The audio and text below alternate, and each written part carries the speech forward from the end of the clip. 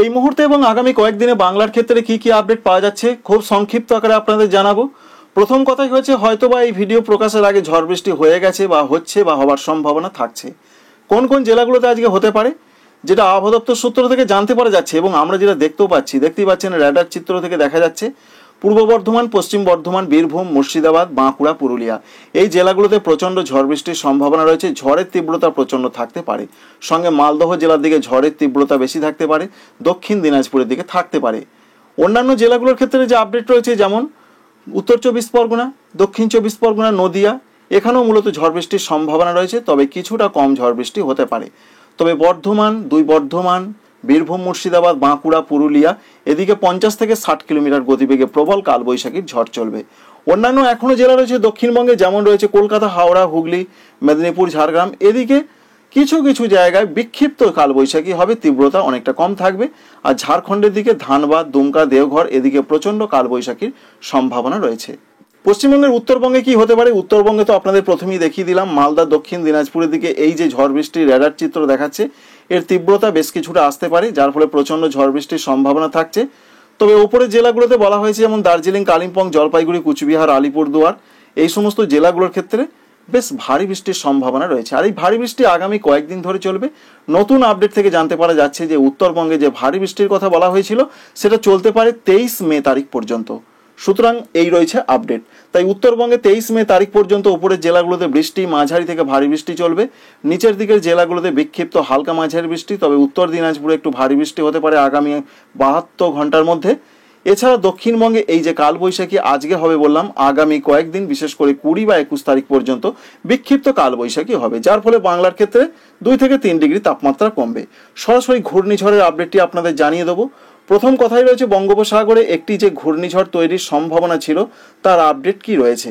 Update রয়েছে আপাতত ঘূর্ণিঝড়ের সম্ভাবনা, যেটা অনেক জায়গা থেকে জানতে পারা যাচ্ছিল, কিছুটা আমরা দেখেছিলাম আগের ভিডিওতে যে অনেকটা কম হলেও কিন্তু ঘূর্ণিঝড় সম্ভাবনা নেই, অর্থাৎ সেটা অতি গভীর নিম্নচাপ আকারই থাকতে পারে। আমরা এই মুহূর্তে দেখার চেষ্টা করব বিশেষ করে 24 থেকে 25 তারিখের মধ্যে একটি ঘূর্ণাবর্ত বঙ্গোপসাগরে তৈরি হবার সম্ভাবনা রয়েছে। দেখতেই পাচ্ছেন এই ঘূর্ণাবর্ত যত সময় এগোবে আস্তে আস্তে শক্তি বৃদ্ধি করবে। 27 এবং 28 তারিখের দিকে একটি নিম্নচাপে রূপান্তরিত হবে এই যে নিম্নচাপটি। এই নিম্নচাপ কোন দিকে যাবে আমরা আগে যেটা লক্ষ্য করেছিলাম, নিম্নচাপটি যাওয়ার সম্ভাবনা ছিল আস্তে আস্তে, কখনো দেখেছিলাম এইভাবে যেতে পারে, কখনো প্রথমে আবার দেখেছিলাম ঠিক এইভাবে বাংলাদেশের দিকে যেতে পারে। তবে এই মুহূর্তে আমরা দেখার চেষ্টা করব যে কোন দিকে নিম্নচাপ না ঘূর্ণিঝড় কি হতে পারে। আমরা 29 তারিখের দিকে চলে এলাম, এখান থেকে আমরা বুঝতে পারবো ঘূর্ণিঝড় হবে কি হবে না। যেটুকু আমরা পূর্বাভাস প্রধানত পাচ্ছি যে ঘূর্ণিঝড়ের মতন সম্ভাবনা তো আপাতত দেখতে পাওয়া যাচ্ছে না, তবে আমরা পরিমাপ করার চেষ্টা করব কি কি দেখা যাচ্ছে। পরিমাপ করে যেটা আমরা দেখতে পাচ্ছি হাওয়ার গতিবেগ, প্লেন হাওয়ার গতিবেগ 50-51 এরকম দেখাচ্ছে, অর্থাৎ 65-র কাছাকাছি না গেলে তো ঘূর্ণিঝড় বলা যাবে না। সুতরাং ঘূর্ণিঝড় হওয়ার সম্ভাবনা খুবই কম রয়েছে। এবং 30 তারিখের দিকের যা আপডেট পাচ্ছি আমরা সেই নিম্নচাপের অবস্থায় দেখতে পাচ্ছি, ঘূর্ণিঝড়ের মতন আপাতত কিছু আমরা দেখতে পাচ্ছি না। 50 থেকে 55-র মধ্যে গতিবেগ থাকার সম্ভাবনা। 31 তারিখের দিকে যেটা আমরা দেখতে পাচ্ছি মে মাসের দিকে, সেই নিম্নচাপটি কিন্তু ঢুকে যাচ্ছে অনেকটা উপকূলবর্তী জায়গা দিয়ে একেবারে ভারতবর্ষের ভেতরের দিকে, তবে সেটা ঘূর্ণিঝড়ের মতন পরিস্থিতি একদমই নয়।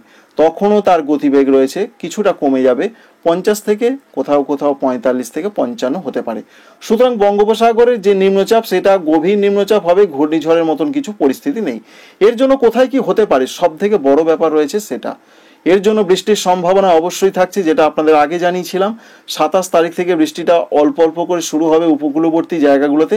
28 তারিখ থেকে উপকূলবর্তী জায়গায় মাঝারি ধরনের বৃষ্টি শুরু হবে। দেখতেই পাচ্ছেন উড়িষ্যা এবং পশ্চিমবঙ্গ উপকূল, সঙ্গে বাংলাদেশ উপকূল, এছাড়া মিজোরাম ভারতবর্ষের এবং ত্রিপুরার দিকে।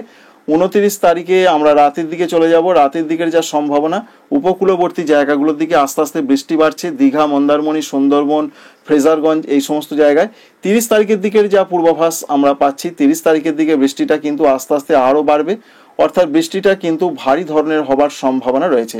সেই ভারী বৃষ্টির সম্ভাবনা দেখতেই পাচ্ছেন কোন কোন জায়গায়। কলকাতা রয়েছে, হাওড়া রয়েছে, হুগলি রয়েছে, 2 24 পরগনা রয়েছে, এছাড়াও রয়েছে মেদিনীপুর রয়েছে, ঝাড়গ্রাম রয়েছে, পূর্ব বর্ধমান, নদিয়া, বাঁকুড়া এই সমস্ত জেলাগুলোতে কিছুটা ভারী বৃষ্টি হতে পারে। উত্তরবঙ্গে হালকা মাঝারি, ঝাড়খণ্ডে হালকা মাঝারি, সারা বাংলাদেশ জুড়ে বৃষ্টি বাড়বে মাঝারি থেকে ভারী। ভারতবর্ষের ত্রিপুরা, মিজোরামে একটু ভারী বৃষ্টি হতে পারে।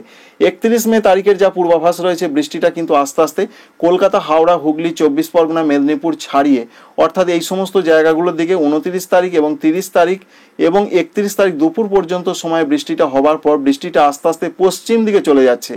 অর্থাৎ আমরা এটা বুঝতে পারলাম নিম্নচাপটি কিন্তু সরাসরি এইভাবে চলে যাবে, অর্থাৎ ঝাড়খণ্ড, ছত্তিশগড় হয়ে আস্তে আস্তে পুরোপুরিভাবে ব্যাপ্তি লাভ করবে উত্তরপ্রদেশ, ঝাড়খণ্ড এবং ছত্তিশগড় সংলগ্ন জায়গার দিকে, যার ফলে বৃষ্টিটা ঝাড়খণ্ডের দিকে চলে যাবে। পশ্চিমবঙ্গের পশ্চিম দিকের জেলাগুলোতে বেশি বৃষ্টি হতে পারে 31 মে তারিখের দিকে, এমনটা তথ্য পাচ্ছি আমরা। তাই ঝাড়খণ্ডের প্রত্যেকটা জায়গাতে ভারী বৃষ্টির সম্ভাবনা, ছত্তিশগড়, উত্তরপ্রদেশ এদিকে বৃষ্টিটা হবার সম্ভাবনা রয়েছে। আর উত্তরবঙ্গের জেলাগুলোতে বৃষ্টিটা 30 তারিখ এবং 31 তারিখ হবার সম্ভাবনা সব থেকে বেশি রয়েছে। ত্রিপুরা, মণিপুর, মিজোরাম, নাগাল্যান্ডে সেরকম একটা পূর্বাভাস রয়েছে। তো বন্ধুরা বুঝতে পারলেন ঘূর্ণিঝড় কিন্তু নয় এখনো পর্যন্ত আপডেট, তবে কিন্তু আরব সাগরে একটি ঘূর্ণিঝড় তৈরি হচ্ছে এবং সেই ঘূর্ণিঝড় কোথায় যাবে খুব সংক্ষিপ্ত আকারে দেখাবো, কারণ যত দেখাবো তত ভিডিও বড় হবে, আপনারা সেটা জানেন। তবু একবার আপনাদের দেখাচ্ছি। দেখা যাচ্ছে একটি ঘূর্ণিঝড় অবশ্যই তৈরি হচ্ছে। সেই ঘূর্ণিঝড় প্রথমে ওমানের দিকে যাচ্ছে, তারপর যেটা আমরা দেখতে পাচ্ছি আবার 28 তারিখ বা 29 তারিখ থেকে আবার কিন্তু সেটা ব্যাক করছে ভারতবর্ষের উপকূলের দিকে এবং 30 ও 31 মে তারিখের মধ্যে সেটা গুজরাট এবং মুম্বাই উপকূলের দিকে আসছে, অর্থাৎ এখানে আছড়ে পড়বে। এটা এখনো পর্যন্ত আপডেট, এরও পরিবর্তন হবার সম্ভাবনা অবশ্যই থাকে। তবুও আপনাদের দেখালাম মোটামুটি একটা ঘূর্ণিঝড় হচ্ছে, সেটা আরব সাগরে এবং সেটা আছড়ে পড়তে পারে ভারতীয় উপকূলে। তার জন্য প্রচণ্ড ঝড় বৃষ্টি হবে গুজরাট, সৌরাষ্ট্র, কচ্ছ, মুম্বাই, মহারাষ্ট্র, মধ্য মহারাষ্ট্র, মারাঠাওয়াড়া এই সমস্ত জায়গা প্রবল ঝড় বৃষ্টি দাপট থাকবে।